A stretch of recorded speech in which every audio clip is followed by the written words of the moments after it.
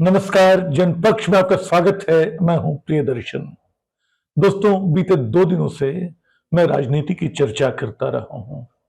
इस बात की कि किस तरह इतिहास और स्मृति को बेदखल कर एक नया इतिहास गढ़ने की कोशिश की जा रही है, एक नई स्मृति बनाने की कोशिश की जा रही है। इस कोशिश का जरिया क्या होते हैं? शब्द ही होते हैं। तो मैं शब्दों की दुनिया तक लौटना चाहता हूं। आपको याद होगा कि 3-4 दिन पहले मैंने शब्दों की बात की थी, अंग्रेजी में आए एक नए शब्द की, जिसके बाद ये चर्चा हुई कि कैसे शब्द नए अर्थ ग्रहण करते हैं।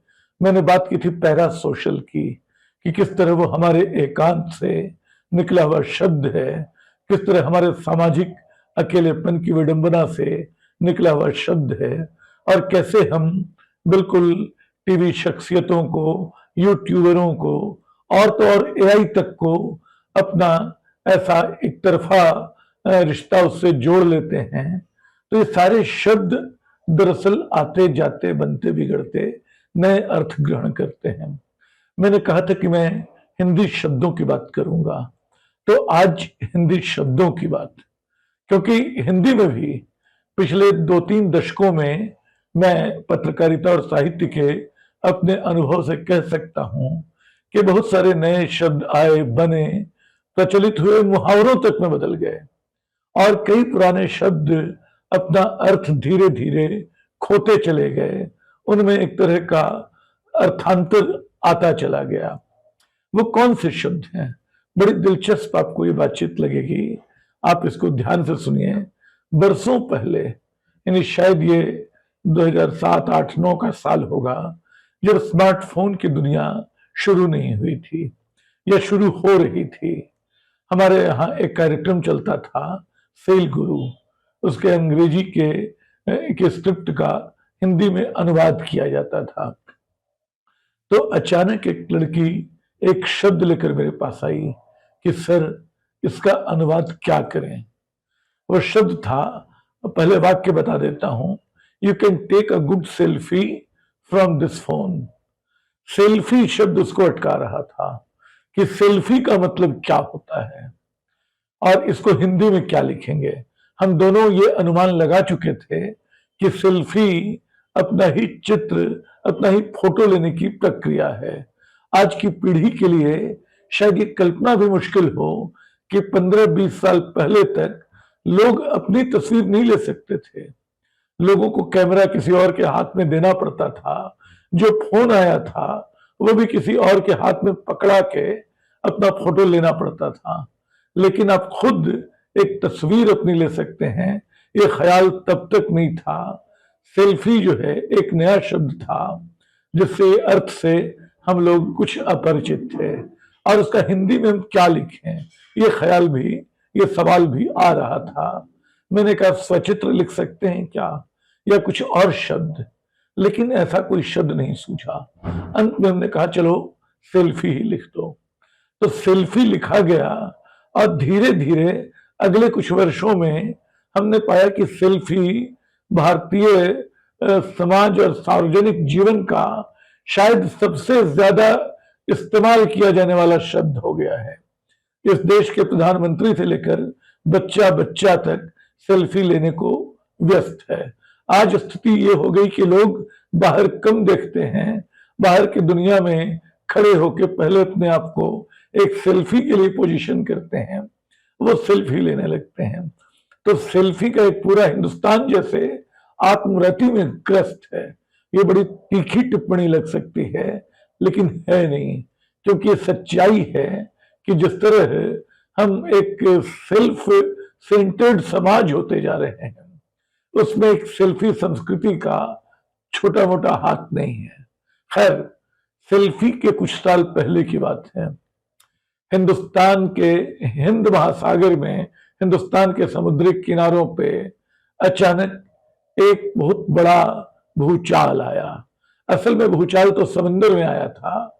वहां से उठती हुई लहरें जब किनारों पे पहुंची तो उन्होंने कई कई शहर तबाह कर दिए।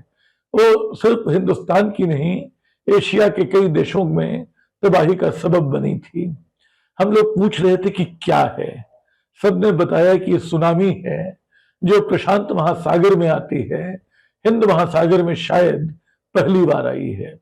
हमारे लिए सुनामी एक नया शब्द था, तो जब हम सुनामी का जिक्र करते थे तो साथ में ये जरूर चलाते थे कि सुनामी एक जापानी शब्द है, उसका मतलब होता है समुद्र के भीतर आया भूकंप।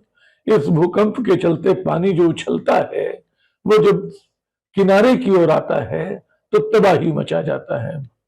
तो दोस्तों, ये सुनामी जो है एक बिल्कुल नया शब्द थी और आने वाले वर्षों में वो हिंदी का मुहावरा हो गई। भारतीय राजनीति में 2014 में नरेंद्र मोदी की सुनामी आई, 2015 में अरविंद केजरीवाल की सुनामी आ गई, अभी बिहार में नीतीश कुमार और एनडीए की सुनामी आई हुई है। तो सुनामी वो शब्द है जिसका अर्थ 2004 में हम लोग खोज और बता रहे थे, और आज की तारीख में वो हिंदी का ऐसा मुहावरा है जो आंधी शब्द को एक तरह से बेदखल कर चुका है, क्योंकि इसके पहले जो शब्द चलता था सुनामी की जगह वो आंधी चलता था।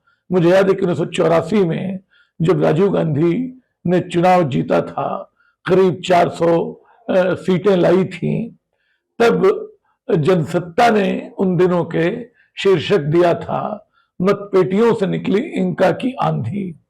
तब राजनीति में किसी एक लहर को हम आंधी में बदलता देखते थे, अब उसको हम सुनामी में तब्दील होता देख रहे हैं। तो दोस्तों, भाषा में शब्द आसान या दुरूह नहीं होते हैं, सरल या क्लिष्ट नहीं होते हैं, वो प्रचलित या अप्रचलित होते हैं। ऐसे ढेर सारे शब्द हैं आपके चारों तरफ बिखरे हुए।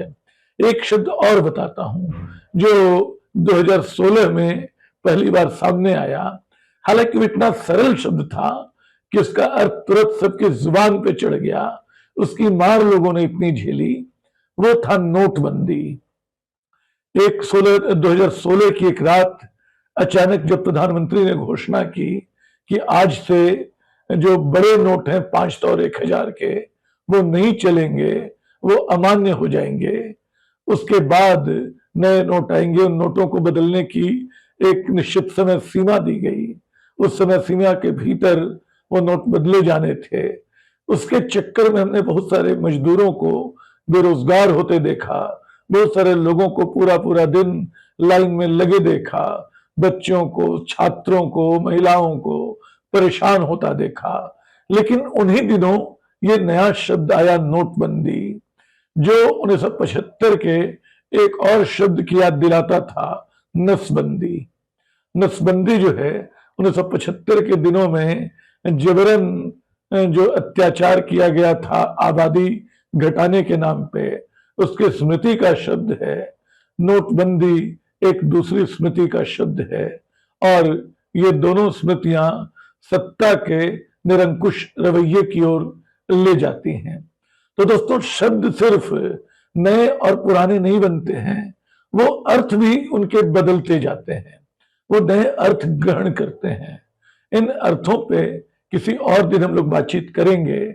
आज इन शब्दों का आनंद लीजिए, याद कीजिए कि क्या 20वीं सदी के आखिरी वर्षों में या 21वीं सदी के शुरुआती वर्षों में आपने सेल्फी शब्द सुना था? क्या आप सेल्फी के बारे में जानते थे? या सुनामी जैसे मुहावरे का इस्तेमाल आपने कभी देखा था? ये बिल्कुल पिछले 2 दशकों का फेनोमिना है जो भाषा को एक नई रंगत दे रहा है, उसमें नए शब्द जोड़ रहा है। तो आज जनपक्ष में इतना ही, कल कुछ और शब्दों की, किसी और मुद्दे की बात करेंगे। उन शब्दों की बात करेंगे जिनके अर्थ मैंने इन वर्षों में बदलते देखे हैं। धन्यवाद।